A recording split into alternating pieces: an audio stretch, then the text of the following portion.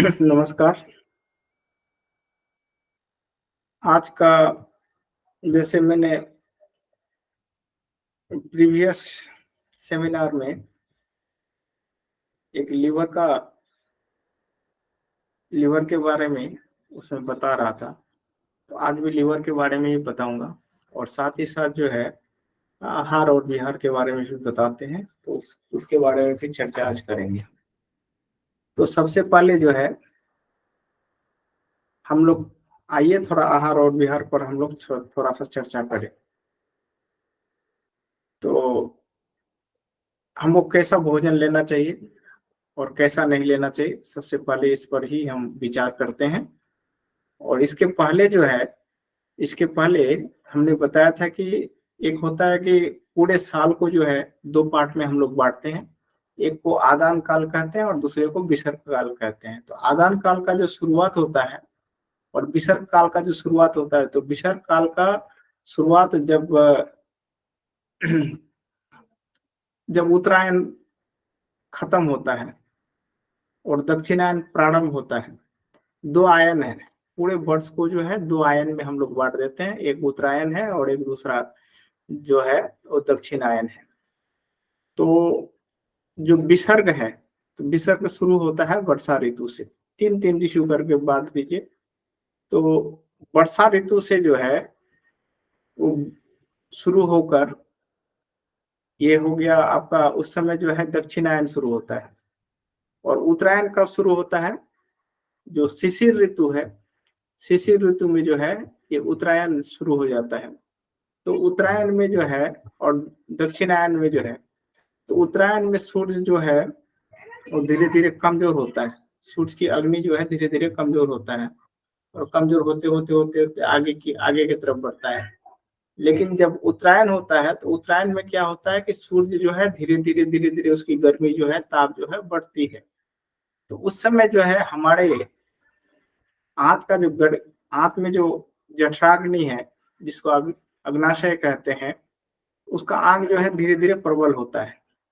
और जब सूरज की तपिश जो है धीरे-धीरे बढ़ने लगे, तो चंद्रमा का जो गर्मी है या शीतलता है, वो धीरे-धीरे क्या करता है, धीरे-धीरे घटता है। एक घटने से दूसरा बढ़ता है। यानी अगर सूरज का तपिश बढ़े, सूरज में अगर गर्मी बढ़े, तो चंद्रमा जो है ना वो धीरे-धीरे और वो शीतल होते चले जाता है। और जब सूरज की रोज रोज ताप जो है जब घटता है, तो चंद्रमा का बल जो है वो धीरे-धीरे घटता है। और जब सूरज का गर्मी जो है वो घटेगा, तो चंद्रमा का बल जो है धीरे-धीरे बढ़ेगा। ये उल्टा है।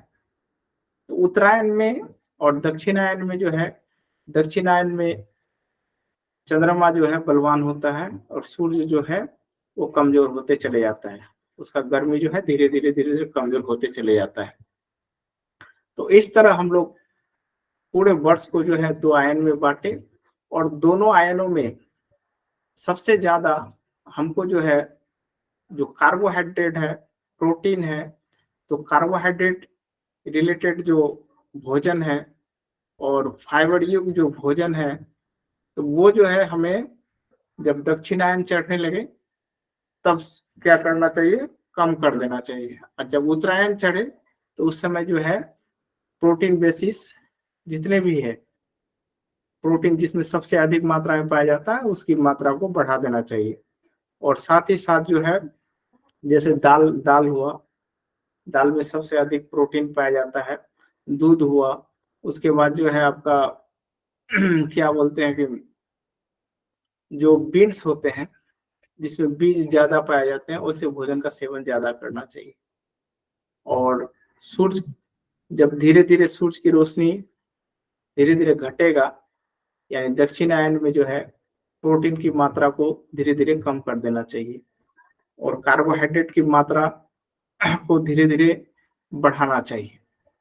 तो यही है इसका फंडा कि उत्तरायण में क्या लें और दक्षिणायन में हम लोग क्या लें भोजन में। तो और रात्रि के समय जो है, रात्रि के समय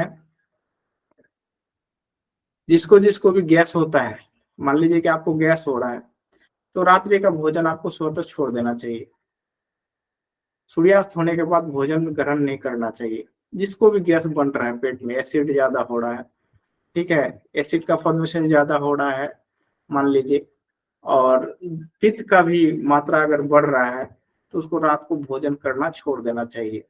जब तक सूर्योदय है, जब तक सूर्य है, तब तक ही भोजन ग्रहण करें वो।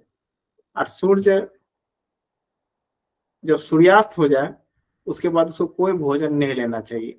मान लीजिए कि आप 8-9 बजे भोजन करते हैं रात्रि का, तो उससे अच्छा है कि आप 6 बजे तक कर लीजिए। 6 बजे तक जो खाना है आप खा लीजिए, उसके बाद रात भर आपको भोजन नहीं करना है। तो ऐसा करने पर आप पाएँगे 1 सप्ताह के अंदर आप आपके अंदर अंदर जो है एक सडनली चेंज आएगा। और वो चेंज क्या आएगा कि आपका खाना जो है वो डाइजेस्ट होने लगेगा अच्छा ढंग से, और आपके शरीर में जो है चेहरे पर चमक भी बढ़ जाएगा, और आपको किसी तरह का दिक्कत नहीं होगा। ये जो गैस है, ये गैस बन रहा है, एसिड फॉर्मेशन हो रहा है या पित्त बन रहा है, तो पित्त का बनना जो है बिल्कुल रुक जाएगा। और ऐसा करने पर क्या होगा कि आपके शरीर के अंदर अगर बीपी भी है, तो बीपी भी धीरे-धीरे कम हो जाएगा। और शुगर का लेवल अगर मान लीजिए कि बात नहीं मान रहा है, अगर शुगर है, तो शुगर का लेवल भी धीरे-धीरे घट जाएगा। तो ये है भोजन का अपना विशेष। और दूसरी बात है कि जब भी आप भोजन ग्रहण करें, उसके साथ जो है सलाद लेना ना भूलें। सलाद आपको भरपूर मात्रा में लेना है। पहले सलाद खा लेना है, सलाद के बाद ही जो है भोजन आपको ग्रहण करना चाहिए। तो ये जो है ना पूरा-पूरी एक सिस्टम है। और रात्रि के समय में खास करके कोई भी दाल का सेवन ना करें। सब्जी से ही चाहे तो रोटी खाएँ, या फिर जो लोग भात खाते हैं, वो लोग भात खाएँ, ठीक है? और दाल का सेवन रात्रि के समय ना करें। दाल का सेवन भी ना करें, बैंगन का सेवन भी ना करें, और साग का भी सेवन ना करें। क्योंकि ये आयुर्वेद के अनुसार ही हम बता रहे हैं कि आयुर्वेद में ये 3 चीज़ जो है, खास करके बैंगन हुआ, उसके बाद जो है आपका दाल हुआ, उसके बाद जो है आपका दाल हो गया, बैंगन हो गया, और दाल, बैंगन, इस सब का सेवन नहीं करना चाहिए रात्रि के समय। अच्छा, दूसरी बात जो है, आप अगर दूध पीते हैं, दूध के बारे में भी बता दें, तो दूध को जो है ना रात्रि के समय नहीं लेना है। आप दिन के समय दूध को पीजिए। जब तक सूर्य है तब तक दूध ग्रहण कीजिए। और जब रात रात हो जाए, काहे कि आयुर्वेद में जो है रात्रि को दूध पीने के लिए बोला गया, लेकिन मैंने बहुत सारे पेशेंटों में देखा, अगर रात को दूध पिलाते हैं तो उसके साथ किसी न किसी तरह का जो है ट्रबल आता है। या तो उसके आँत में जो है अम्ल बढ़ जाता है, चाहे तो गैस बढ़ जाता है। तो उससे अच्छा है कि जब तक सूरज रहे तब तक ही दूध ग्रहण करें। और रात्रि के समय जब सोने के लिए जाइए, तो पानी पी के चले जाइए। और ज़्यादा ये लगे तो शहद पानी का सेवन अवश्य ही करें।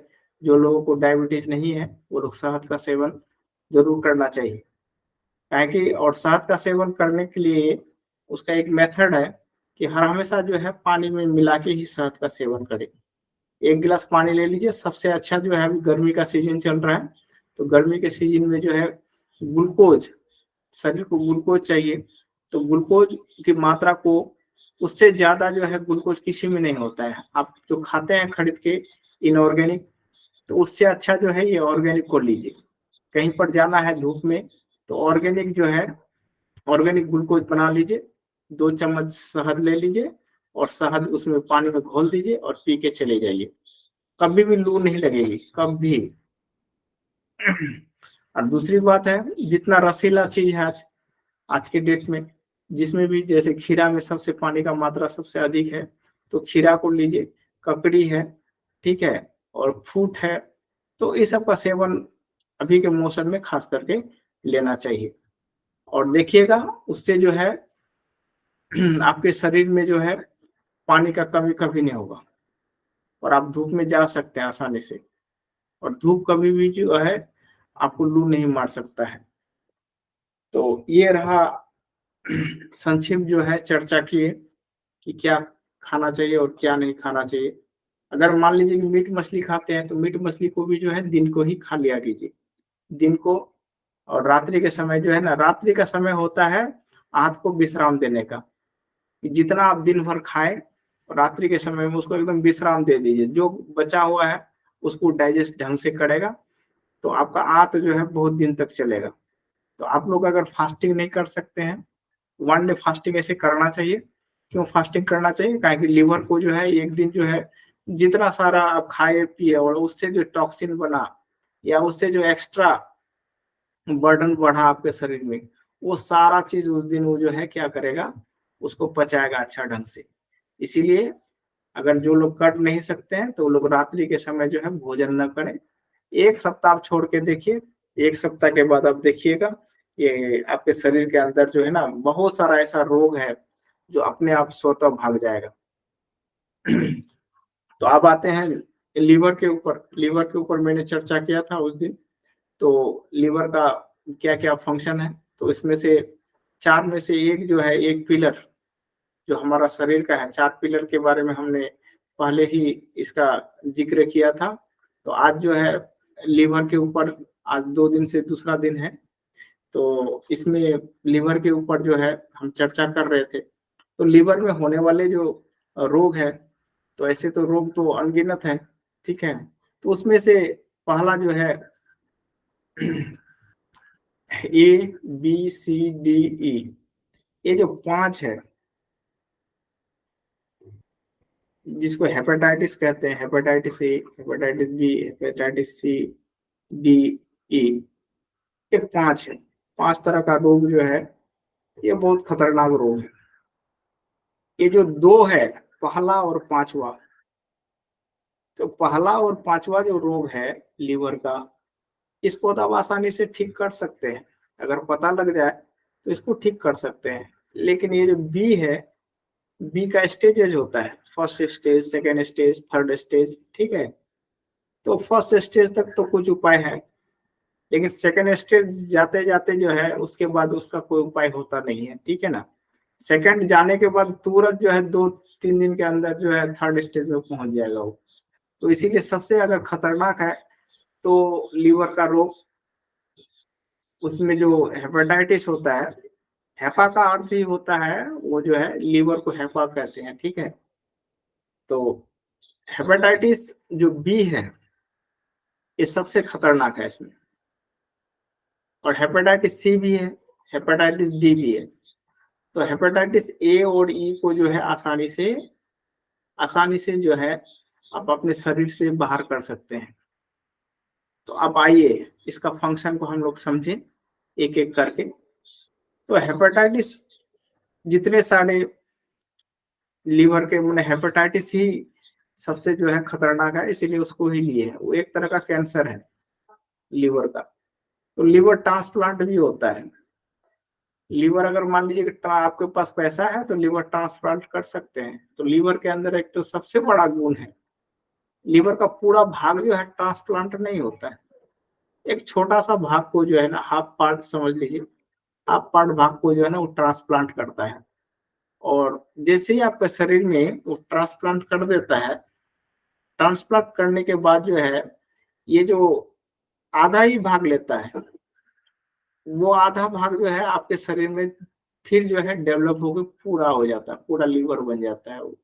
उसके अंदर जो है एक बहुत बड़ी गुण है, ये या खासियत है कि हाफ पार्ट को लेने पर भी आपके शरीर में अगर ट्रांसप्लांट कर दिया गया, तो उसमें क्या होगा कि ये पूरा-पूरी जो है ना फिर से एक लीवर का रूप ले लेगा ये बढ़ जाएगा।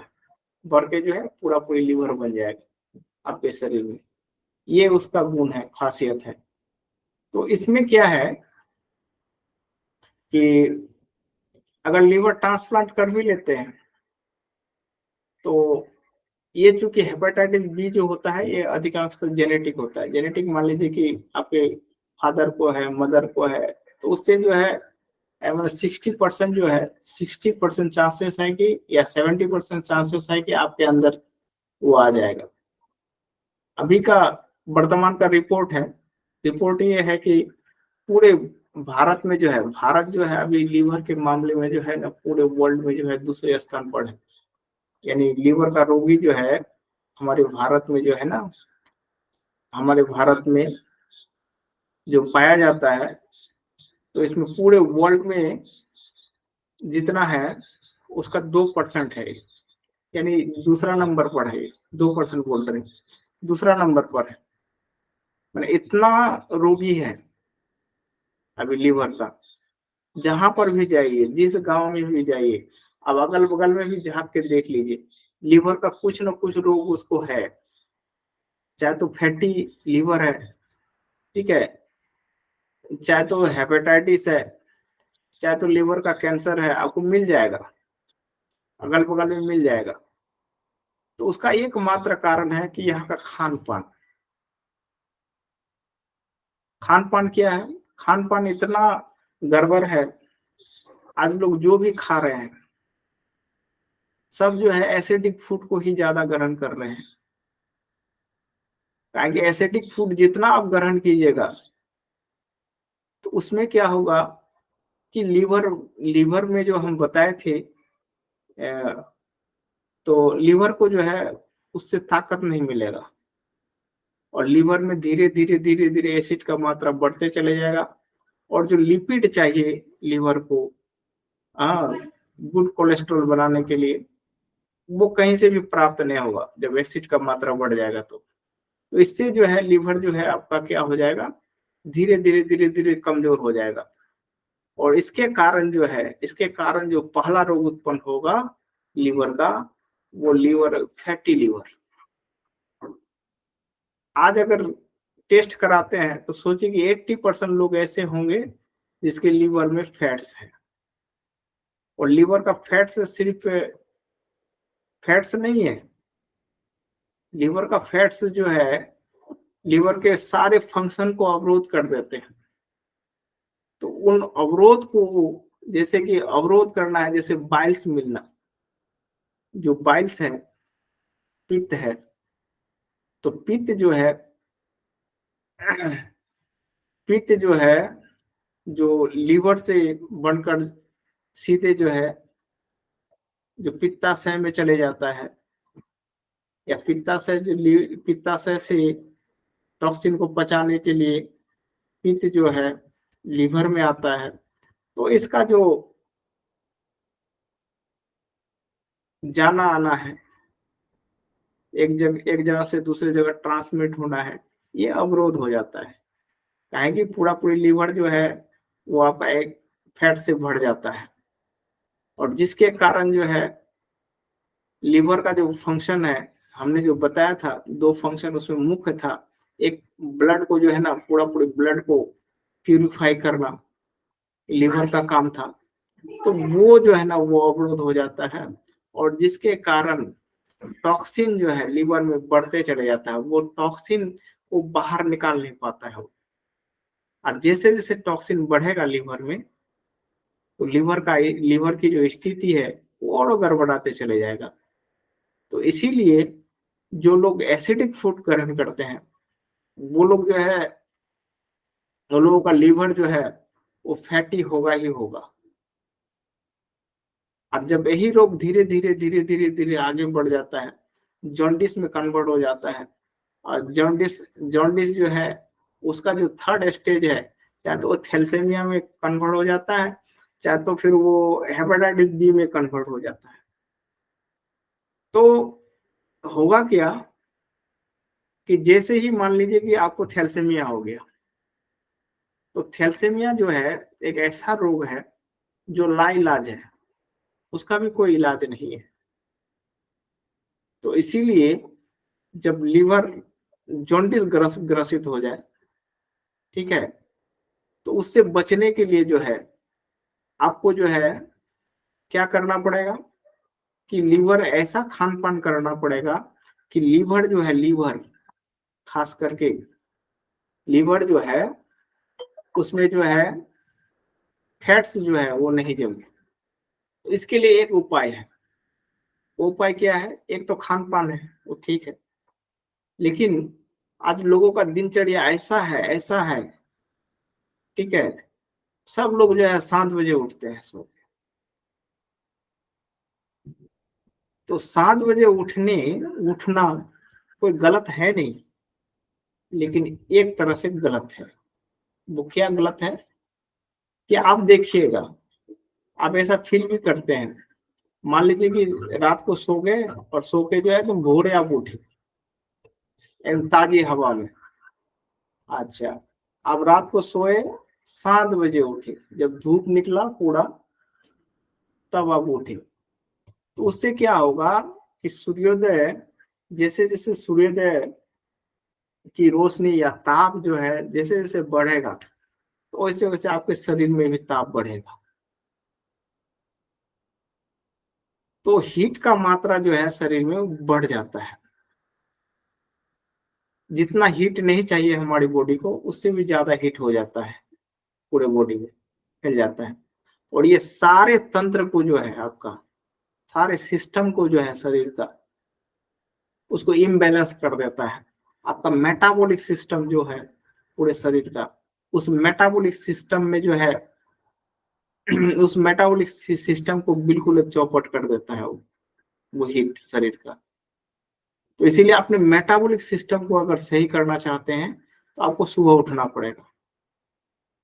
सूर्य उठा उससे पहले उठ जाइए, ताकि सूर्य उठते ही जो है ना आपका शरीर का गर्मी बढ़ जाता है, और एक्सेस हीट हो जाने पर शरीर में वो सारा मेटाबॉलिक सिस्टम को गड़बड़ कर देता है। मेटाबॉलिक सिस्टम, चाहे आप चाहे उसको हिंदी में कहते हैं, मेटाबॉलिक सिस्टम का ऐसे ही अर्थ समझ लीजिए, जो खाए पचाए बाहर निकाला, जो खाए पचाए बाहर निकला। ठीक है, अगर ऐसा चलते रहे, निरंतर करते रहे, कंटिन्यूअसली आपका लीवर इस प्रोसेस में लगा हुआ रहे और सारे टॉक्सिन को डिटॉक्सिफाई करते चले करते चले करते चले, तो फिर आपको किसी तरह का दिक्कत है नहीं। और लीवर के कारण ही सारे रोग जो है, जितने सारे रोग उस दिन मैंने गिनाया था, चाहे तो वो डायबिटीज हो, चाहे तो वो बीपी हो, अधिकांश 90% डायबिटीज जो है वो लीवर का है। लीवर का फंक्शन को ठीक कर दीजिए, डायबिटीज ठीक हो गया। एंड टाइप 2 जो है, टाइप 2 डायबिटीज कहीं का नहीं है।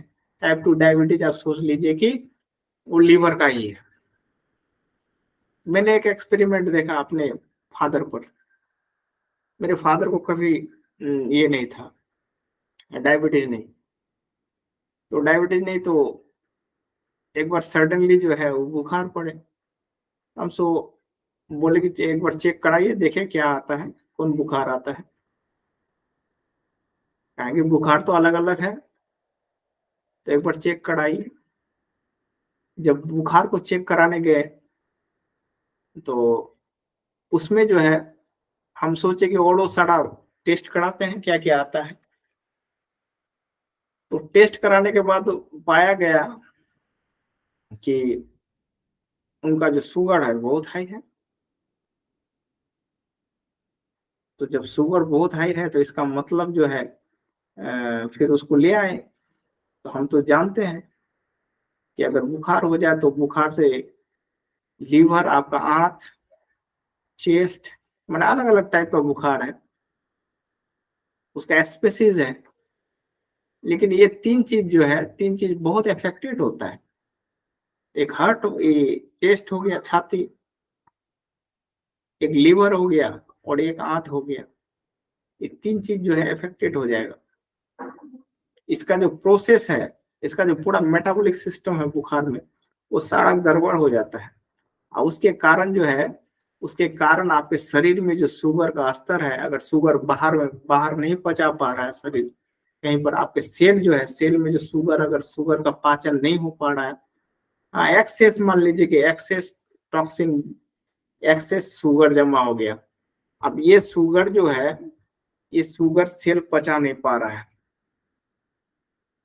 तो कौन पचाएगा एक्सेस शुगर को, शरीर का।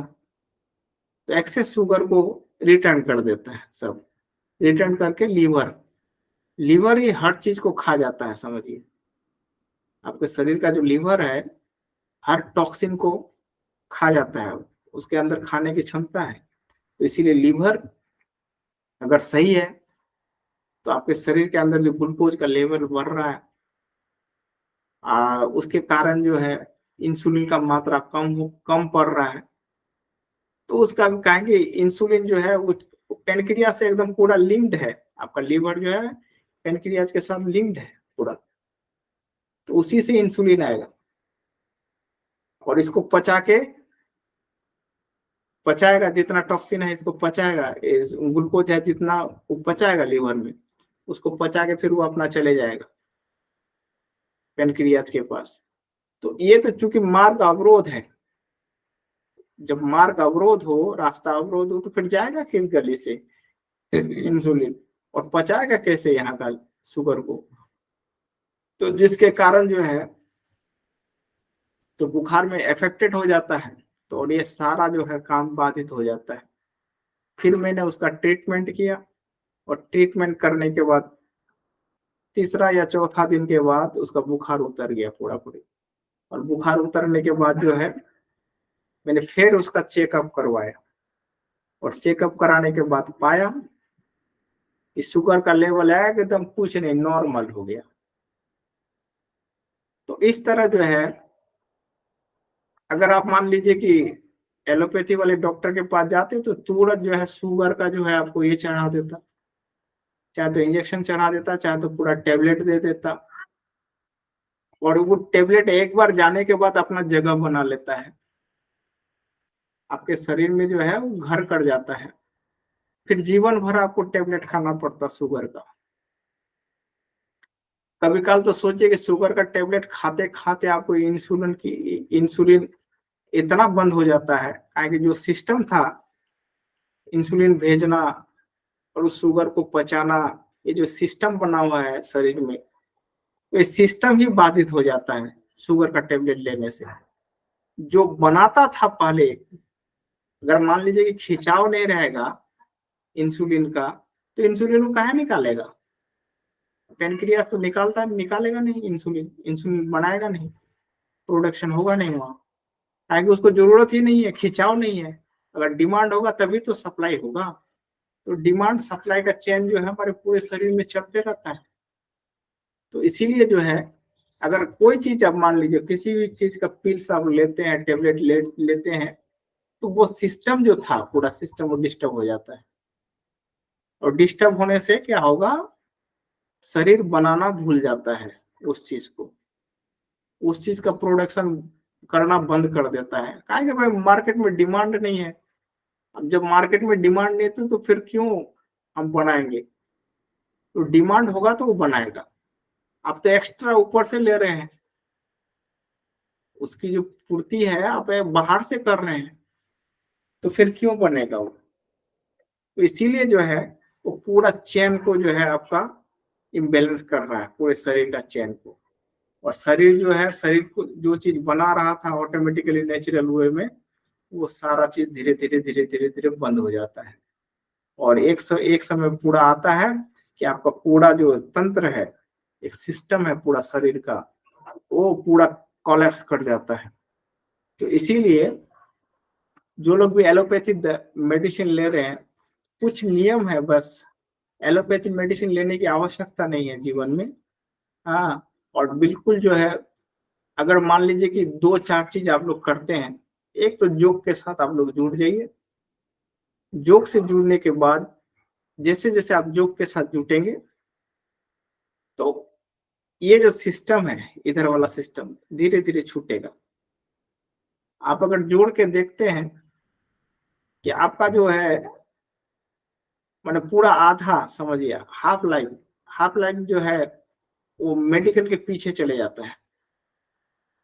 क्योंकि वहां बहुत बहुत दिक्कत है। वहां एक बार जाइए, एक बार ब्लड टेस्ट कराइए, एक बार फिर कुछ कराइए, एक बार फिर कुछ कराइए, फिर हाजिरी लगाते रहिए, फिर वहां वेट कीजिए।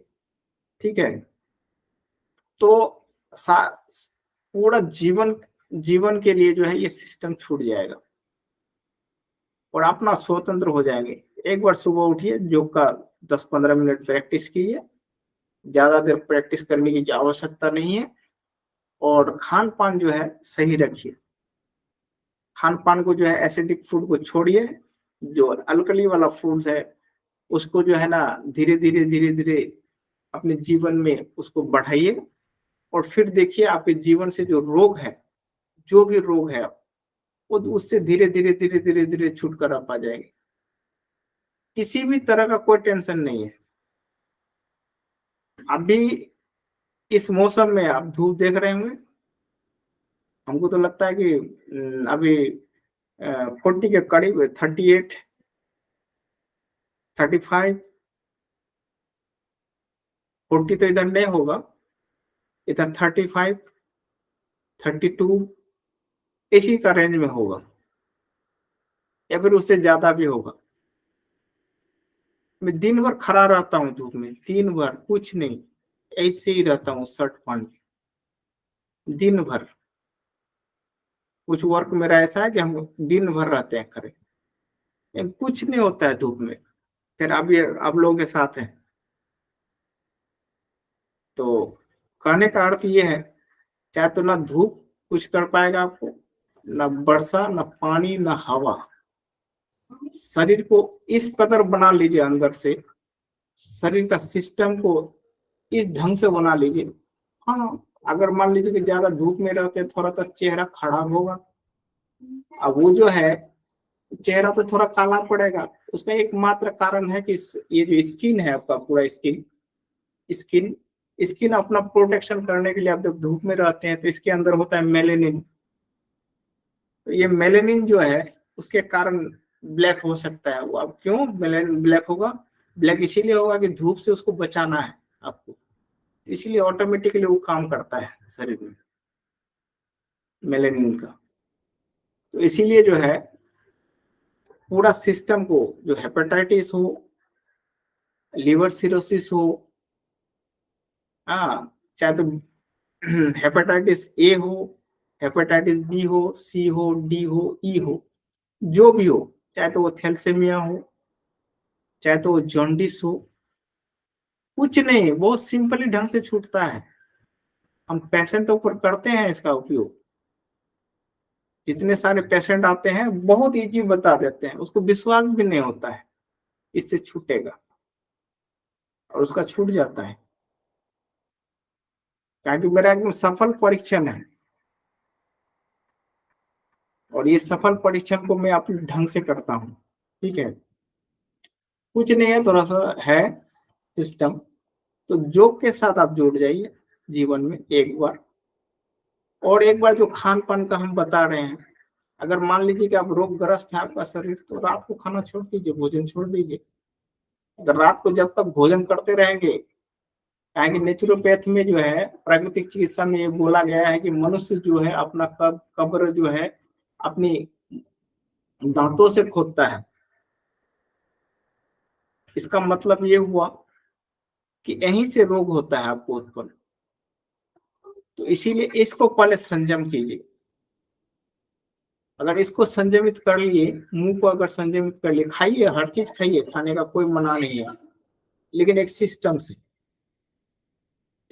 से आइए, बस कुछ नहीं। हम लोग कुछ हर चीज का आनंद लेते हैं, हर चीज खाते हैं, हम लोग कोई फर्क नहीं पड़ता है।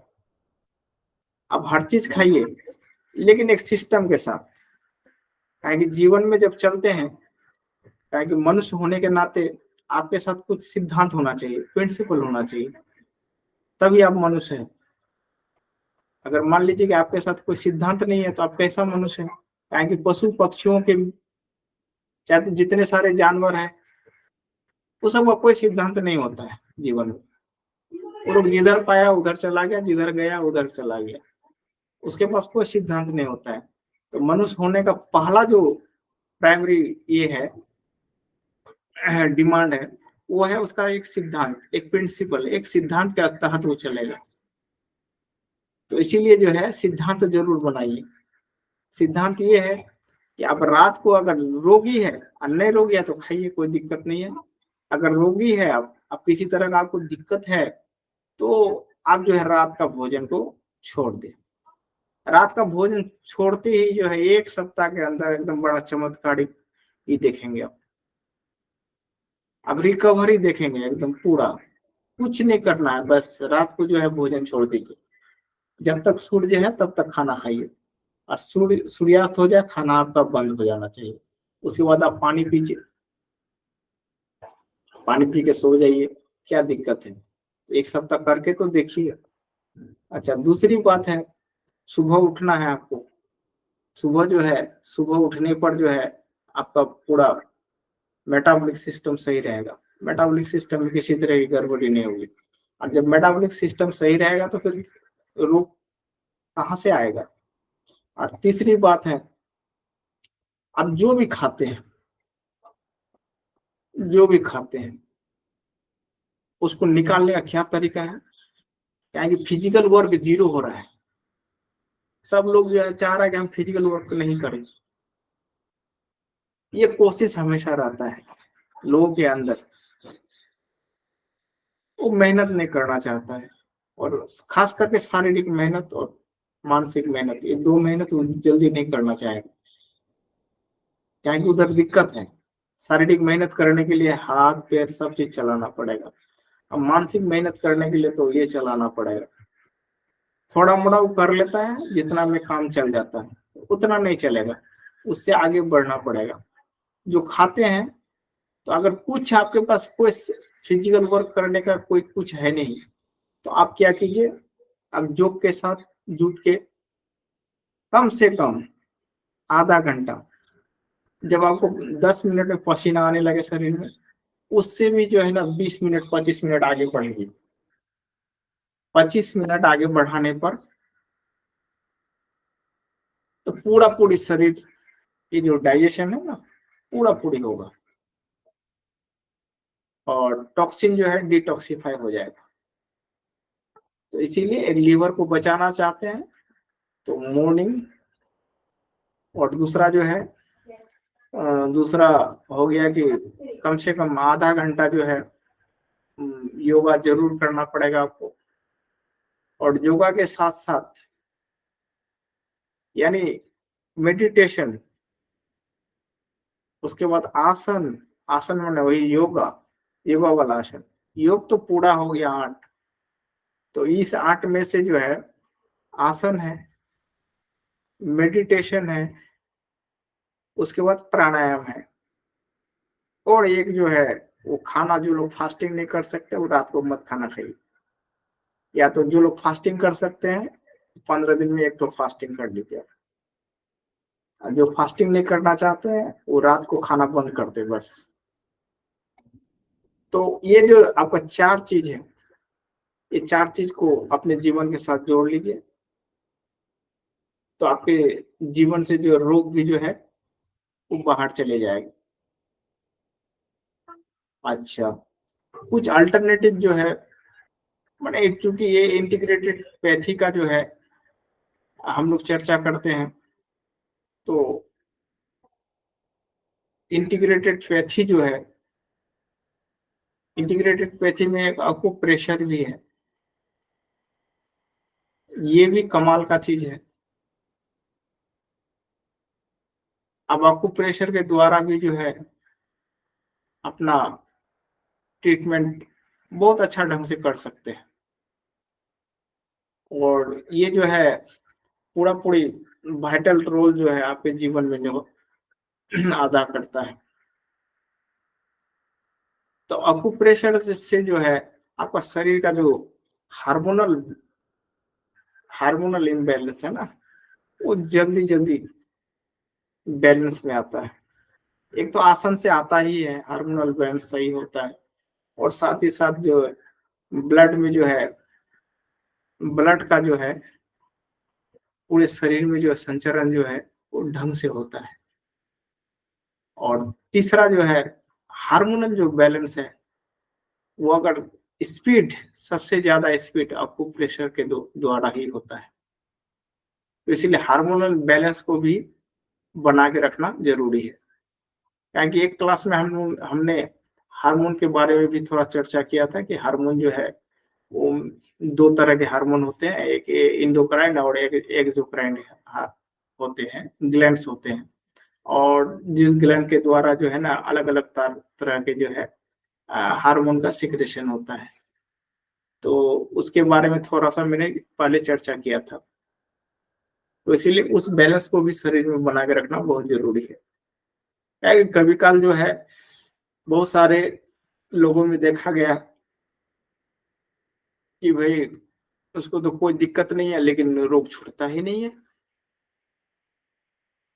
उसका रोग जो है दूर होता ही नहीं है। तो इसका मतलब रोग दूर नहीं हो रहा है, इसका मतलब सोच लीजिए कि उसके अंदर जो है हार्मोनल इम्बैलेंस है। तो उस हार्मोनल इम्बैलेंस को भी ठीक करना पड़ेगा। तो हार्मोनल इम्बैलेंस को ठीक करने के लिए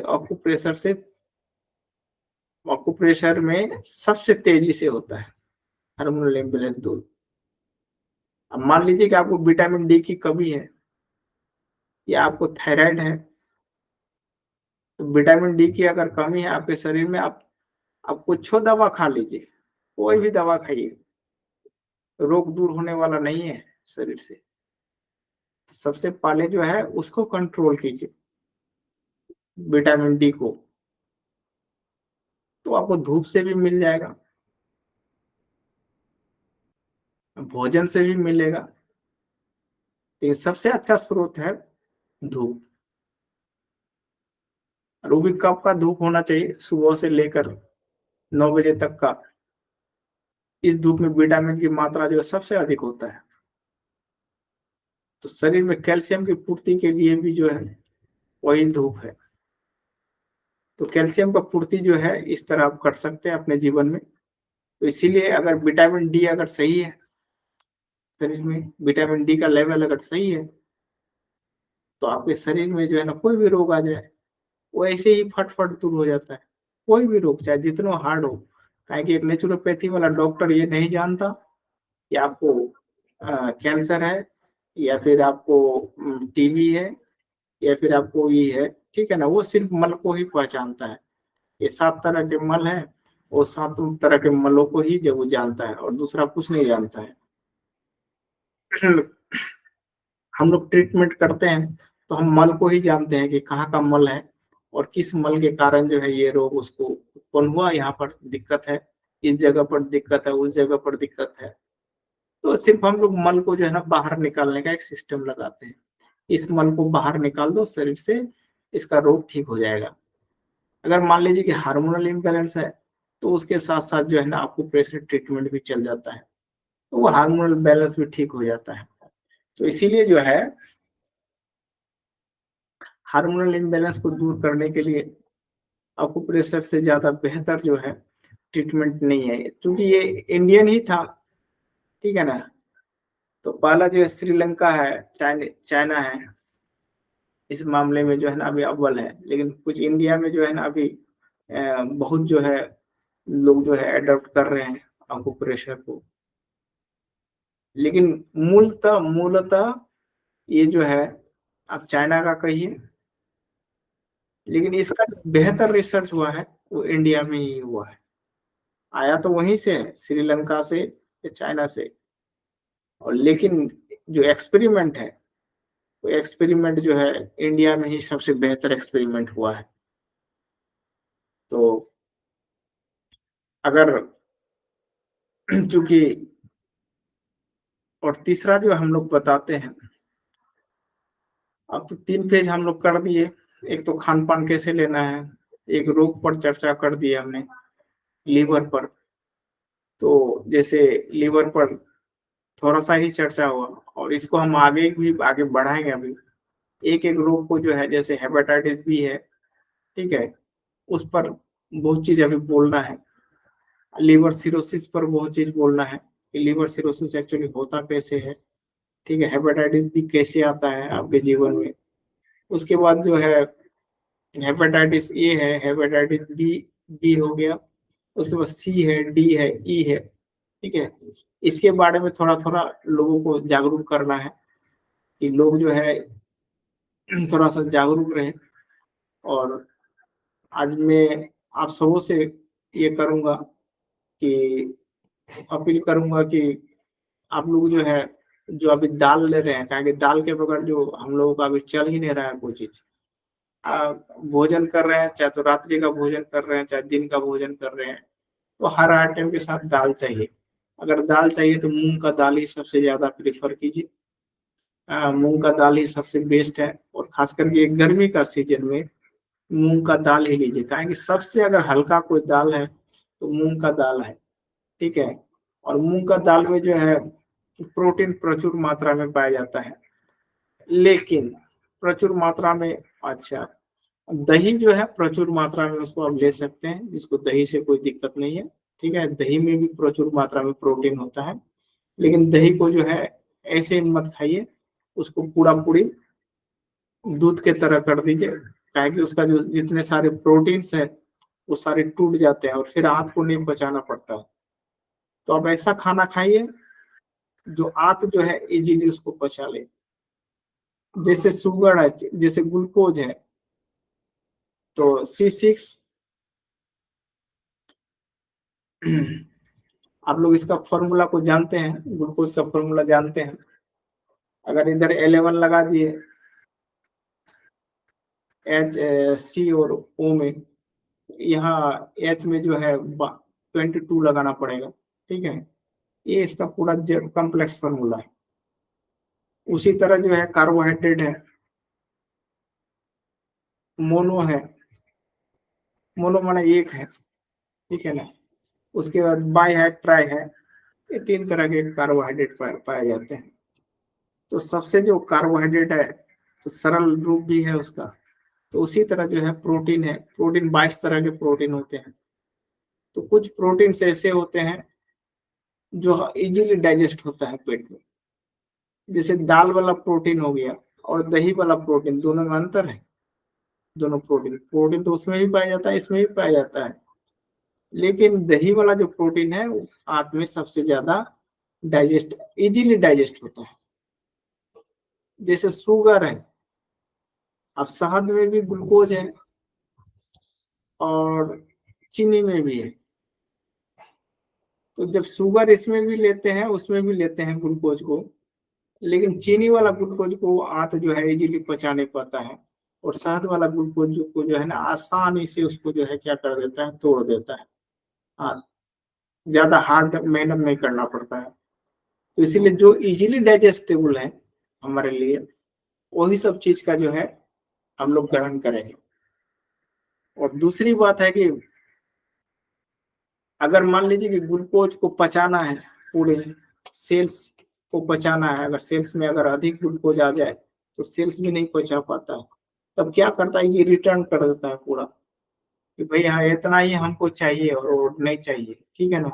तो पूरा शरीर का सेल जो है उसको रिटर्न कर देता है। तो शरीर के अंदर ग्लूकोज का मात्रा धीरे धीरे बढ़ जाएगा, ताकि उतना ही इंसुलिन सप्लाई नहीं हो पाएगा, जिसके कारण जो है पूरा ग्लूकोज का लेवल जो है आपके शरीर में बढ़ जाएगा। तो इसी तरह जो है ना, इसी तरह हर चीज है, इसी तरह प्रोटीन है, इसी तरह जो है ये पूरा पूरी एक श्रृंखला है, एक सेक्वेंस है।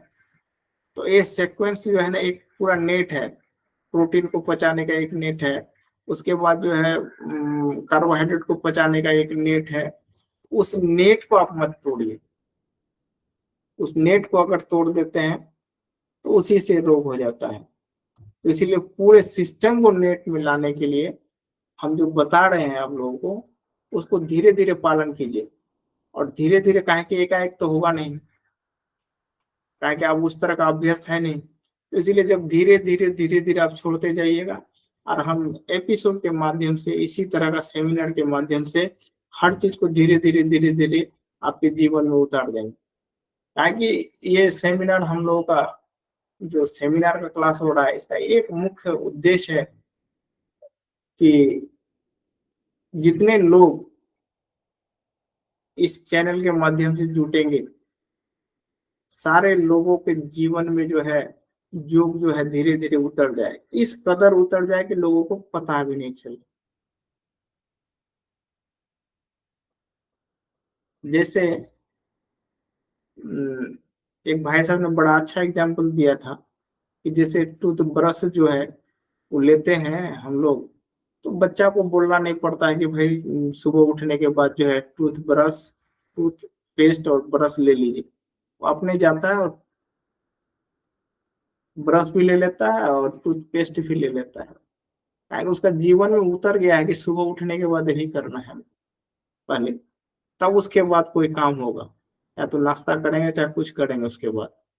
तो इसी तरह जो है धीरे धीरे आपके जीवन में जोग उतर जाए, धीरे धीरे जो है जो खान पान है, जो एक कल्चर टाइप का है, एक बन जाए खान पान का, और उसी कल्चर से पूरा फैमिली जो है आगे बढ़े।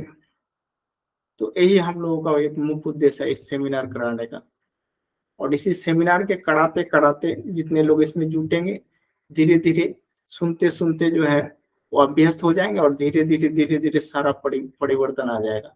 यही हम लोगों का उद्देश्य है कि हर जन, हर घर, हर जन कैसे निरोग रहेंगे। तो निरोग रहने के लिए जो है इस सेमिनार का हम लोग आयोजन करते हैं। तो आज तो टाइम अब हो गया ओवर। तो इन्हीं शब्दों के साथ आप लोग से आज हम विदा लेते हैं। फिर अगला इसमें जो है एक नए जोश के साथ हम लोग फिर नए क्लास का आयोजन करेंगे। तब तक के लिए सबको धन्यवाद।